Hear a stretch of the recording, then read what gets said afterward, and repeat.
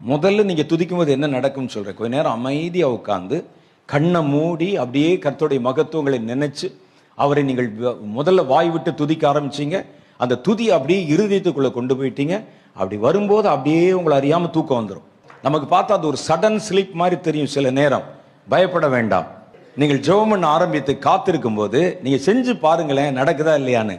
நீங்கள் அமைதியாய் அமர்ந்திருக்கும் போது அந்த மனதில் வருகிற துதி கூட அப்படியே கொஞ்சமா குறைந்து ஒரு அது என்ன சொல்றது, ஒரு வெள்ளிய நீரோடை போல உங்கள் இருதயம் மாறுறதை பார்ப்பீங்க. அப்படி இருக்கும்போது உள்ளுக்குள்ள ஒரு சத்தம், மெல்லிய சத்தம் கேட்கும். அமர்ந்த மெல்லிய சத்தம். கர்த்தர் அமர்ந்த மெல்லிய சத்தத்திலே எலியாவுக்கு தன்னை வெளிப்படுத்தினார். அந்த சத்தம், மெல்லிய சத்தம் கேட்கும். நீங்க அதை கூர்ந்து கேட்க ஆரம்பிக்கீங்களேன், ஒரு ஆள் பேசுற மாதிரியே கேட்கும். அவர் உங்களோட பேசுவது நல்லா புரியும்.